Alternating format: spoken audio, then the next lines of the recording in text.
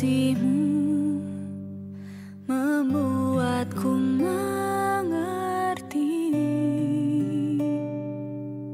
ku berharga di mata-Mu Tuhan, dan tangan-Mu yang menuntun hidupku.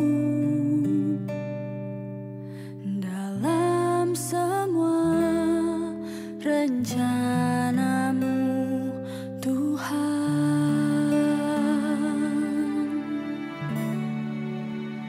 sungguh indah kasih-Mu,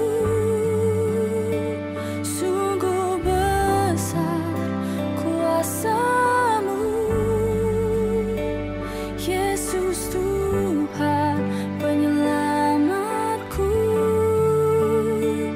Kau tak pernah berubah untuk menggenapi janji-Mu, itu yang ku percaya.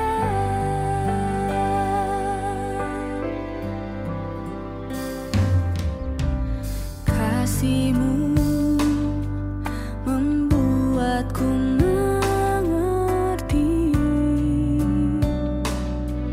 ku berharga di mata-Mu Tuhan,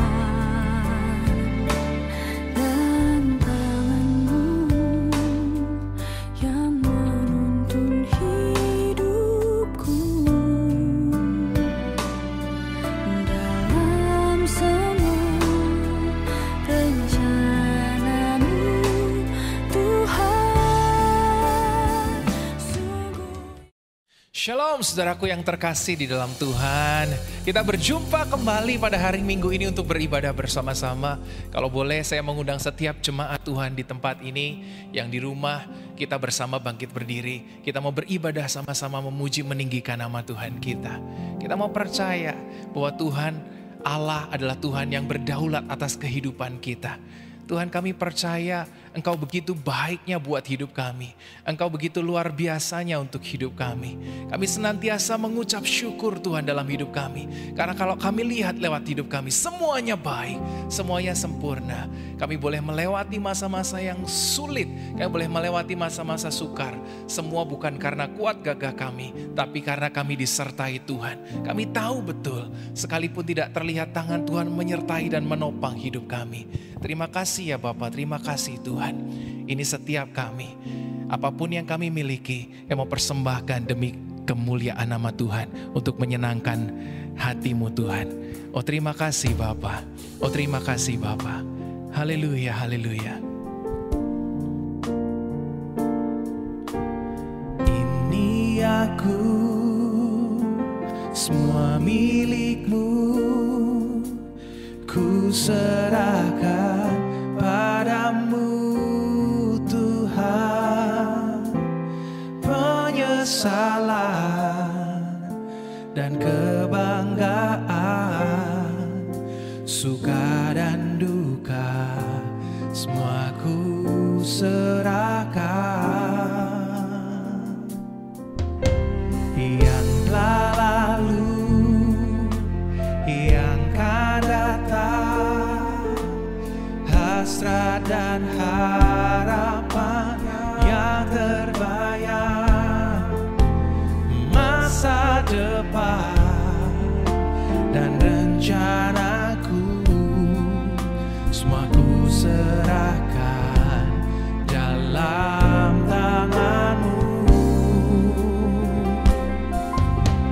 Ku persembahkan hidupku kepadamu Tuhan, untuk kemuliaan-Mu. Ku berikan hidup ini sebagai persembahan yang berkenan padamu. Sekali lagi jemaat, kita sama-sama nyanyikan pujian ini. Katakan, ini aku Tuhan.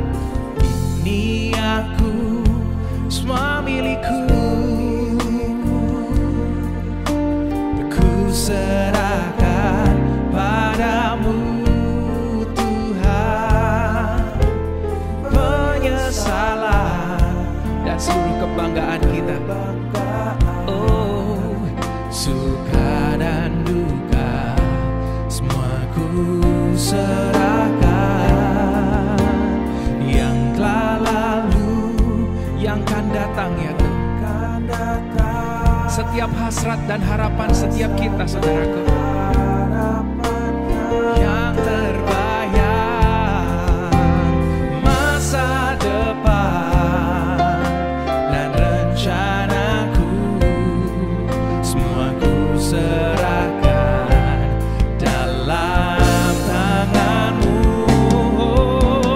Ku persembahkan hidupku kepadamu, Tuhan, untuk kemuliaan-Mu.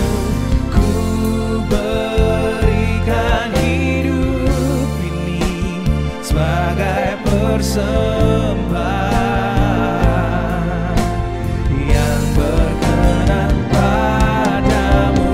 Sekali lagi katakan, ku persembahkan. Ku persembahkan hidupku kepadamu, Tuhan, untuk kemuliaan-Mu. Ku berikan hidup ini sebagai persembahan yang berkenan padamu.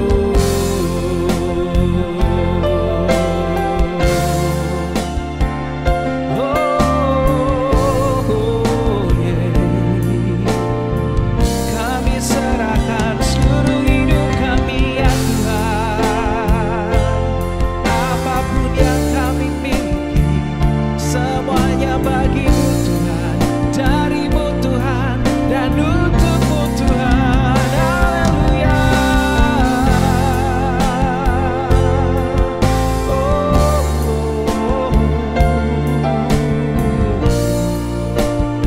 Yesus, Yesus nama-Mu yang termulia.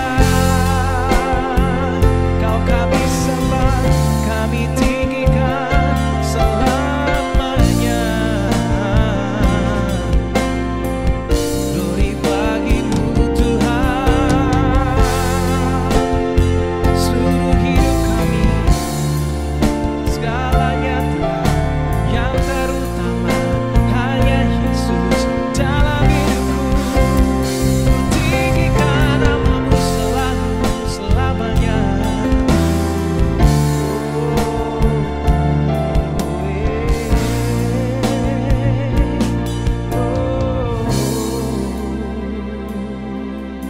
Yang telah lalu, yang akan datang, hasrat dan harapan yang terbayang, katakan masa depan, amin, dan rencanaku, semua ku serahkan dalam tangan-Mu.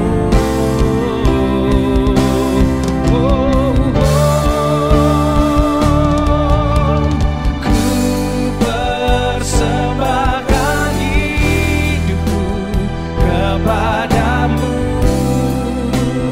Yesus Tuhan. Kemuliaan bagi-Mu Tuhan.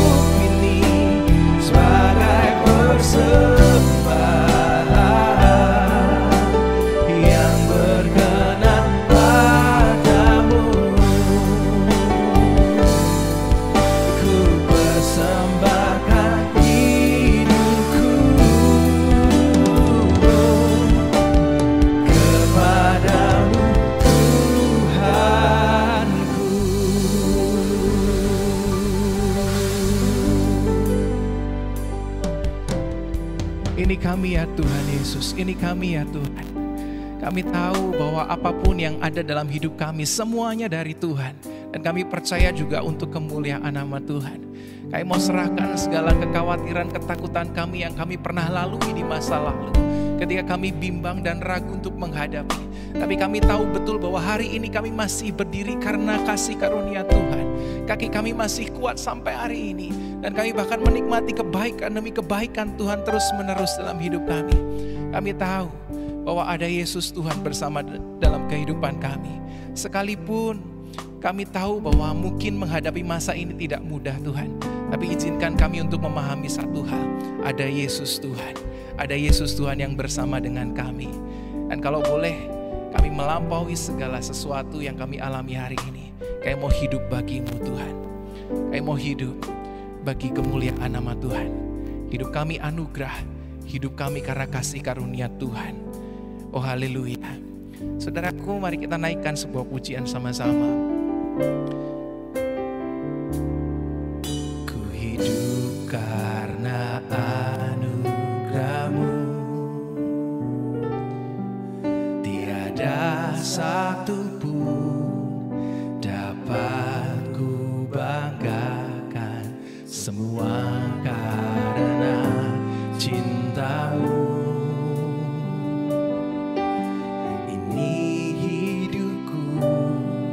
Pimpin jalanku, Yesus pegang erat tanganku. Ku tak dapat hidup di luar kasih-Mu. Bapa, jangan tinggalkan aku. Engkau alasan selama ku hidup.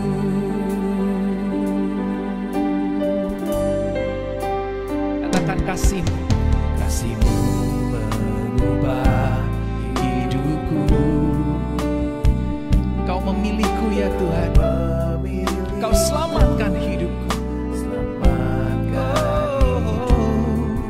Semua karena cinta-Mu. Ini hidupku, pimpin jalanku. Yesus pegang erat tanganku. Ku tak dapat hidup di luar kasih-Mu. Bapa, jangan tinggalkan aku.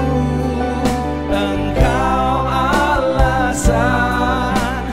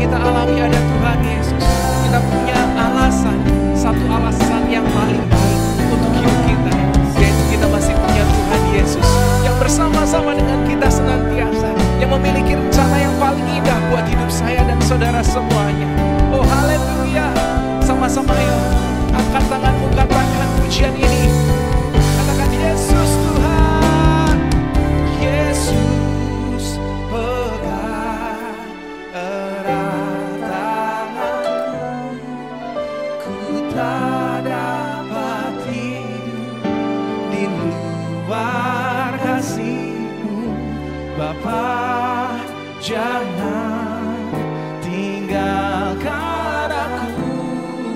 Engkau alasan untuk ku hidup. Yesus pegang setiap kami. Oh, Yesus pegang erat tanganku. Ku tak dapat hidup di luar Kau Tuhan. Bapa, jangan tinggalkan aku. Engkau alasan selamaku hidup. Engkau alasan selamaku hidup. Engkau alasan selamaku hidup. Berikan sorak-sorai kemuliaan buat nama Tuhan. Haleluya, Yesus Tuhan.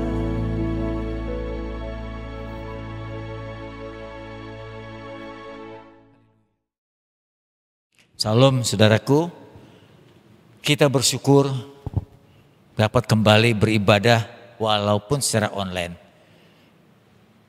Tetap sabar, saya yakin bahwa dalam beberapa bulan ke depan pemerintah telah menyelesaikan vaksinasi untuk seluruh rakyatnya.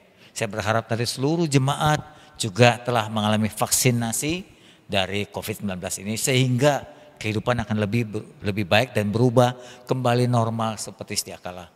Kita berharap dan saya sendiri rindu untuk bisa beribadah tatap muka dengan saudara, untuk melihat keadaan saudara. Nah, untuk kali ini kita masih berbakti secara online. Jadi tetaplah setia dan seriuslah berbakti walaupun berbakti di rumah masing-masing. Untuk tema firman Tuhan saat ini yaitu tentang masalah bunuh diri. Temanya adalah jangan biarkan mereka bunuh diri. Sebelum kita mendengarkan firman ini, mari kita tundukkan kepala, kita berdoa. Bapa Surgawi, kami telah mendengarkan firman Tuhan. Kami telah memuji-muji nama-Mu karena kebaikan-Mu. Karena kasih setiamu, kami berterima kasih sekali untuk perawatan dan pemeliharaan Tuhan. Walaupun kami telah melewati 1 tahun pandemi dari COVID-19 ini, kami dibuat bertahan Tuhan. Terima kasih untuk kemampuan ini. Kami membawa persembahan pujian, kami membawa persembahan kami dalam bentuk-bentuk persembahan uang dan seterusnya. Kiranya itu berkenan kepadamu Tuhan. Sesuai dengan kemampuan dan kerelaan umat-Mu. Berkatilah setiap dirilah kami. Sekarang saatnya Tuhan. Setelah kami memuliakan Engkau, kami mendengarkan firman-Mu. Bicara kepada kami dengan mudah kami pahami. Mudah kami mengerti sehingga kami mudah mentaatinya juga. Dalam nama-Mu Tuhan kami telah berdoa. Amin. Saudaraku, firman Tuhan kali ini mengajar kita dengan tema firman, jangan biarkan mereka bunuh diri. Munculnya tema ini karena munculnya juga fenomena bunuh diri pada kalangan anak muda. Saudaraku, sebelum kita masuk kepada penjelasan firman ini, saya bagikan firman kepada saudara sebagai kekuatan buat kita. Firman Tuhan katakan dalam Roma 8 ayat 28 mengatakan, kita tahu sekarang, kita sadar bahwa Allah selalu turut bekerja dalam segala kesulitan-kesulitan kita, dalam segala masalah kita, untuk mendatangkan kebaikan untuk kita yang mengasihi Dia, bagi kita yang terpanggil sesuai dengan rencana Tuhan. Dalam suratan Korintus, Paulus menulis juga kan firman-Nya, pencobaan-pencobaan yang kamu alami itu biasa. Tidak akan melebihi kekuatan manusia, melebihi kekuatan kita. Allah itu setia. Karena itu Dia selalu mengontrol. Tidak akan membiarkan pencobaan itu melewati kekuatan kita. Pada waktu kita dicobai melewati kekuatan kita, maka Tuhan pasti memberikan jalan keluar. Sehingga kita cakap untuk menanggungnya. Kalau kita mengamati firman janji Tuhan ini, kita tidak akan jadi putus asa. Kita tidak akan mengalami bunuh diri, mengakhiri kehidupan. Kita hargai hidup ini sebagai anugerah Tuhan yang mahal. Kita tahu bahwa Allah tidak pernah membiarkan kita sendiri. Sesuai dengan janji Tuhan, Dia selalu terlibat dalam seluruh kehidupan kita, termasuk kesulitan-kesulitan dan masalah-masalah kita. Saudaraku, memang setelah manusia jatuh dalam dosa, dituliskan dalam kitab Kejadian, kehidupan jadi menjadi susah. Kejadian pasal 3 16-19 menuliskan betapa terkutuknya kehidupan manusia. Melahirkan jadi susah, cari makan jadi susah, hidup jadi susah, ya. Dan melewati hari-hari juga susah, sesuai dengan tulisan Kejadian tadi pasal 3. Tetapi Tuhan yang Maha Kasih itu, bukan hanya Tuhan yang mau disembah, tapi memperhatikan sampai Dia menitiskan dirinya dari Allah menjadi manusia, lalu hidup dalam kehidupan kita. Dia terlibat menebus dosa, hidup dalam kesulitan-kesulitan kita. Dia terlibat untuk menolong kita. Dan kesusahan hidup yang kita alami dijadikan oleh Tuhan alat pelatihan, alat pembentukan supaya kita menjadi makin kuat, terampil dan mandiri. Saudaraku, melihat fenomena terjadi bunuh diri, ya, ini sekali lagi disebabkan karena anak-anak itu tidak terlatih dalam keterampilan pembentukan daya tahan kehidupan, kesusahan maksud saya. Viralnya tentang kakak beradik di kota Bandung yang bunuh diri, loncat dari apartemennya, membuktikan betapa rentannya daya tahan hidup anak-anak muda terhadap kesusahan. Katanya terdengar berita lagi seorang mahasiswi yang gagal dalam ujian pun akhirnya bunuh diri. Kemudian bintang penyanyi dan penari K-pop Korea pop itu bunuh diri karena mengalami depresi. Kemudian terdengar lagi berita tentang di sebuah jembatan di negara Korea Selatan ada sungai Han. Di tempat itu, di jembatan itu banyak anak-anak muda bunuh diri karena mengalami depresi, kesusahan, jalan buntu, putus asa. Karena begitu banyaknya anak muda yang bunuh diri di sungai itu, sampai polisi-polisi tertentu harus mengawasinya dengan perahu karet di sungai Han itu. Mereka bergiliran siang dan malam, mereka menanti mengawasi jika sampai ada yang menyemplungkan diri. Secepat itulah polisi akan memberikan pertolongan. Sebetulnya pertolongan itu agak terlambat. Jika ia berhasil ditolong saat ini, lain waktu biasanya ada kecenderungan orang itu akan bunuh diri kembali, mencoba bunuh diri. Jembatan Golden Gate di San Francisco juga jadikan tempat bunuh diri orang-orang muda. Di Jepang dalam waktu yang dekat ini meningkatnya fenomena bunuh diri sampai pemerintah membentuk kementerian kesepian, kementerian yang mengatasi bunuh diri anak-anak muda. Saudaraku, mengapa fenomena kejadian bunuh diri ini terjadi di dunia ini, termasuk di negara kita juga? Nah, saya mulai dengan sebuah ungkapan. Semua ini terjadi diawali di masa kecil anak-anak itu. Kalau di masa kecil anak-anak itu orang tua tidak melatih anak-anaknya menghadapi kesulitannya sendiri, terlalu cepat menolong anak, dengan bahasa lain memanjakan anak, tidak mengizinkan anak dilatih dalam kesulitannya, maka ada kecenderungan di masa dewasanya anak itu menjadi rentan dan mudah depresi, putus asa. Seorang ibu pernah memberikan ungkapan kasih sayangnya. Dia berkata begini, jika aku melihat kesusahan anak-anakku, kebetulan anak-anaknya berumah tangga, aku ingin mengambil semua kesulitan anak-anakku agar anak-anakku tidak mengalami kesulitan dan penderitaan. Ini sebetulnya ungkapan kasih sayang, insting orang tua manapun ingin menolong anak-anak dari kesusahan-kesusahannya. Sama seperti yang saya alami. Saya juga berkehendak anak-anak jangan lagi mengalami kesusahan. Kesusahan yang pernah saya alami di masa kecil saya, di masa anak-anak saya, jangan dialami oleh anak-anak saya. Hal ini tidak benar. Setiap orang mestinya mengalami jenjang itu, ya, mengalami masa-masanya, dan itu baik untuk pembentukan pribadinya. Ya, jadi kalau orang tua terlalu cepat menolong anak-anak dari masalah dan kesusahannya. Dan itu akan menjadikan kasih sayang yang membahayakan masa depan anak-anak itu. Pembentukan kepribadian yang kuat menghadapi kesulitan hidup harus dimulai sejak dini, sejak anak-anak, sejak masih balita. Semua kesulitan masalah anak-anak ditangani orang tua akan mendatangkan akibat satu, yaitu anak-anak tidak terbiasa dan terlatih menghadapi kesulitannya. Mereka akan mudah depresi, mereka akan mudah kecewa, mereka akan mudah putus asa. Karena tadi semua kesulitan telah diambil atau ditangani orang tuanya. Saya ingin beritahu, orang tua itu bukan Superman, bukan serba bisa. Pasti orang tua pun ada batasnya. Orang tua tidak selamanya akan tinggal dengan anak-anak. Sebab itu anak-anak harus dibiasakan dilatih dalam kesusahan. Ayah ibu tidak boleh berperan dalam semua. Tidak boleh jadi koki buat semua anaknya. Tidak boleh jadi tukang cuci buat semua anaknya. Tidak boleh menjadi pengikat sepatu buat anak-anak yang sejak kecil. Pengantar sekolah dia juga, supir dia juga, pembersih rumput dia juga, penyiram tanaman dia juga.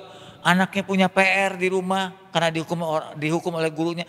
Papa mamanya juga menulis, jujur saja banyak tugas-tugas hukuman anak-anak dikerjakan oleh orang tuanya. Jadi kapan anak menyelesaikan masalahnya? Biarkan, izinkan anak-anak menyelesaikan masalahnya sendiri. Tidak perlu orang tua terlalu cepat menolong. Semua tugas anak-anak dikerjakan. Bayangkan kalau semua masalah anak-anak dikerjakan, anak-anak tidak dalam bahaya. Tidak perlu orang tua cepat membantunya karena anak-anak tidak dalam bahaya. Kalau tidak dalam bahaya, biarkan anak-anak menyelesaikan masalahnya. Anak-anak perlu latihan. Ya, kapan lagi? Yaitu ketika ia menghadapi kesulitannya. Dan itu menjadi latihan baginya. Didiklah anak sejak kecil. Sebagai contoh, ketika anak mulai memain puzzle-nya. Jadi ada satu puzzle yang harus dimasukkan dalam lubangnya. Nah, ketika anak itu mulai memasukkan ke lubang puzzle, tidak dapat tersambung karena tidak tepat. Biasanya orang tua cepat, mama papanya membantu, mari mama masukin, nih begini caranya. Mestinya tangan anaknya itu yang didorong, dibantu untuk memasukkan ke lubangnya. Bukan semua dikerjakan orang tua. Jadi orang tua yang main puzzle, bukan anaknya. Ketika anak mau menutupkan botol minumannya, mendapat kesulitan, ibunya yang menutupkannya. Ketika anak mulai mengikat tali sepatunya, tidak sanggup, ayahnya yang mengikatkannya.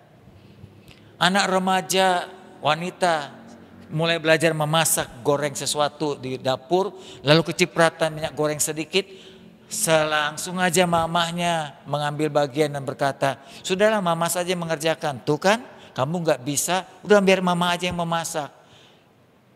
Nah, kalau itu dikerjakan oleh orang tuanya, kapan anak mendapatkan latihan? Tindakan pertolongan tadi tidak mendidik anak untuk mengatasi kesulitannya. Anak selalu dibantu padahal anak tidak dalam bahaya. Anak tidak diizinkan terlatih, nanti akan jadi bencana. Ya, jadi masalah untuk menimpanya. Mereka akan tidak jadi kuat ketika ia menghadapi masalah kehidupan yang lebih berat. Itu sebabnya banyak anak menjadi putus asa, depresi dan bunuh diri. Karena sejak kecil sudah tidak terlatih menghadapi kesusahan. Anak jadi bergantung kepada orang tua sepenuhnya. Saudaraku, sebaliknya, jika anak diberi kesempatan, jika anak dibiarkan, diizinkan menyelesaikan masalahnya, orang tua hanya mengontrol dari jauh, maka mereka makin lama makin kuat, mereka makin lama makin terlatih, mereka makin lama makin tidak mudah menyerah dan akhirnya mandiri. Anak kita biayai mahal. Belajar di sekolah supaya inteleknya makin lama makin hebat, akhirnya menjadi sarjana.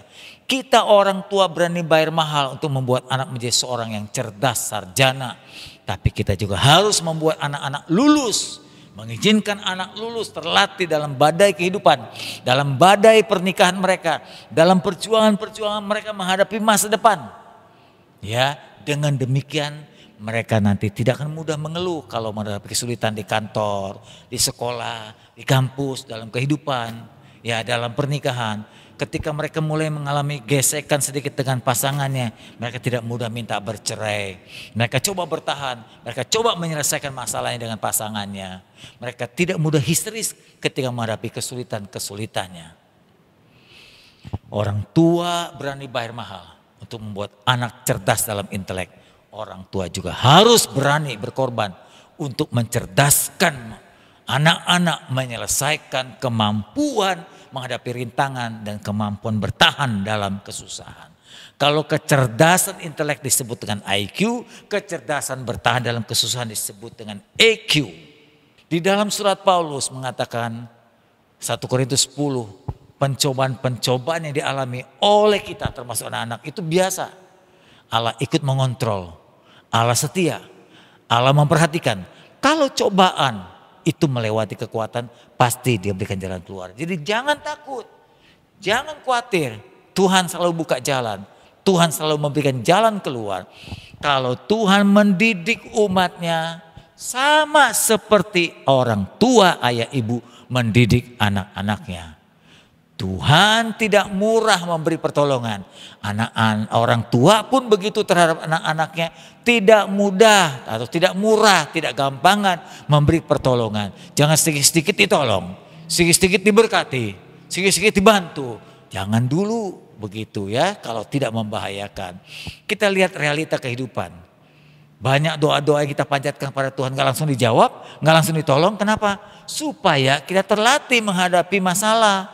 Coba bayangkan, tiap ada masalah minta tolong, tiap kali masalah minta tolong, ditolong. Lah kapan kita terlatih menghadapi kesusahan kita? Jadi kalau ada firman Tuhan yang mengatakan Tuhan itu mudah menolong, Tuhan mudah memberkati, itu khotbah yang keliru dan salah. Tuhan itu Tuhan yang mendidik, Tuhan yang membentuk. Ya, saudaraku, semua orang menghadapi masalah. Jangan merasa menghadapi sendiri. Semua orang menghadapi masalah. Tua muda, kecil besar, Kristen tidak Kristen, masalah akan dialami. Tetapi kita punya Tuhan yang setia mengontrol, menemani kita terlibat dalam kemasalahan-masalah kita. Ya, kalau kita sudah menyelesaikan masalah, sudah berbuat ini, berbuat itu, tidak selesai juga. Akhirnya kita tidak sanggup menyelesaikan. Lalu ketika kita minta pertolongan, Tuhan pasti memberikan jalan keluar. Tuhan selalu memberikan pertolongan pada saat kita sudah berusaha dan menemukan jalan buntunya. Sesungguhnya kalau seorang anak diizinkan Tuhan, diizinkan orang tua, umat Tuhan, anak-anak dalam rumah, kalau diizinkan menyelesaikan masalahnya, itu kan mendatangkan kepuasan sendiri. Ketika mampu menyelesaikan masalah, mampu menyelesaikan ujian, rasa ada kebanggaan tersendiri, ada kepuasan sendiri ibu bapak. Menyelesaikan masalah yang kecil sampai masalah yang besar, itu membuat kita jadi percaya diri. Anak tidak mudah menyerah, apalagi bunuh diri. Dia berkata, aku pasti bisa, aku pasti bisa. Itu. Ya, biarkan anak-anak kalau mengalami sedikit luka, cincailah.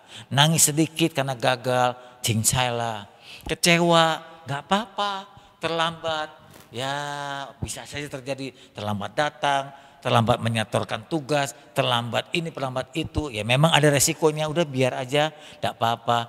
Mengalami kehujanan, pilek sedikit, ya gak apa-apa. Ya, dihukum guru karena kelalaian tugas, mengerjakan tugas sekolahnya, gak apa-apa, jangan digantikan kerjaan tugas itu oleh orang tuanya, biar anak. Jadi orang tua belajar menahan tangan. Jangan cepat-cepat membantu.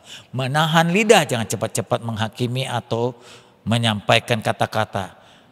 Menahan hati, menahan bantuan. Orang tua tidak boleh cepat menjadi malaikat pelindung dan peri bagi anak-anaknya. Bayangkan, kalau orang tua jadi peri, malaikat pelindung cepat menolong. Satu kali kalau orang tua wafat, anak jadi apa? Jadi lembek anak itu, anak gampang, anak mudah menyerah, tidak tahan banting, gampang putus asa dan akhirnya gampang bunuh diri. Kesimpulan saya, saudaraku, orang tua bukan hanya jadi pemberi dan penolong, tapi orang tua harus jadi pelatih. Pelatih. Insting kita orang tua cenderung cepat menolong anak dalam kesusahan. Susahan anak, sakit anak, sedih gagal, orang tua ingin cepat-cepat menolongnya. Tapi harus jadi pelatih juga bagi anak.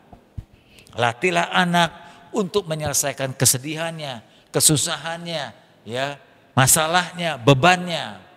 Biarkan anak-anak punya EQ, adversity quotient, kemampuan untuk bertahan dalam tekanan, dalam kesusahan. Itu dilatih sejak kecil. Bukan otak yang cerdas, tapi mentalnya aja, mental baja. Hidup ini berat, Bapak Ibu sudah tahu semua. Selalu ada masalah kehidupan. Sebab itu biarkan anak-anak kita dilatih sejak kecil menyelesaikan masalah-masalah. Akhirnya mereka akan bisa bertahan mandiri dalam kesusahannya. Tuhan memberkati. Saya berharap dan berdoa anak-anak kita menjadi anak-anak yang kuat. Bukan cuma cerdas secara intelek, tapi cerdas dalam daya tahan. Tuhan memberkati kita sekalian. Amin. Mari kita tunduk kepala, kita berdoa. Bapa, setelah kami mendengar firman Tuhan ini, kami berharap tidak ada lagi anak-anak Tuhan yang mudah menyerah. Rumah tangga Kristen yang mudah menyerah. Orang-orang Kristen yang mudah kecewa, putus asa, tawar hati, apalagi bunuh diri. Kami harus menghargai anugerah Tuhan, kehidupan yang diberikan. Begitu banyak orang yang telah meninggal dunia. Mereka sesungguhnya ingin bertahan dalam kehidupan. Kami yang memiliki kehidupan, biarlah kami pertahankan sedemikian rupa. Sebab itu berikan kami kekuatan pada saat kami terlatih, pada saat kami menghadapi kesulitan, pada saat kami menghadapi masalah. Izinkan kami mampu mengatasi dan menyelesaikannya. Jika kami tidak mampu, kami sangat percaya Tuhan pasti memberikan jalan keluar sesuai dengan janji firman-Mu ini. Terima kasih Tuhan, dalam nama-Mu kami telah berdoa. Haleluya. Amin.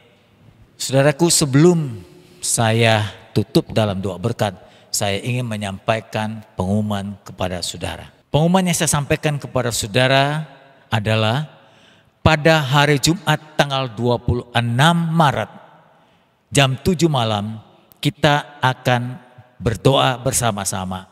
Mohon semua pengerja Kelapa Gading dan Palem, jemaat, ayo ikut terlibat dalam berdoa. Kita butuh berdoa untuk mendapatkan kekuatan menghadapi kesulitan-kesulitan hidup. Kita butuh berdoa karena orang lain membutuhkan doa kita.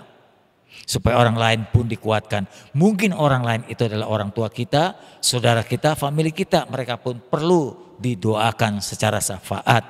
Kita berdoa untuk yang sakit, kita berdoa yang sedang menghadapi masalah. Doa ini akan kita kerjakan secara Zoom. Tanggal 26 Maret jam 7 malam, tolong dilingkari pada kalender saudara supaya tidak terlewatkan. Yang kedua, kita akan merayakan secara sederhana dan online ulang tahun GBI Palem Lestari tanggal 28 Maret ini. Kiranya ulang tahun ini mengingatkan kita akan anugerah Tuhan yang masih berjalan. Kita kerjakan hanya secara sederhana. Tuhan memberkati. Mari saudaraku kita bangkit berdiri. Kita mengangkat tangan dan memohon pertolongan Tuhan.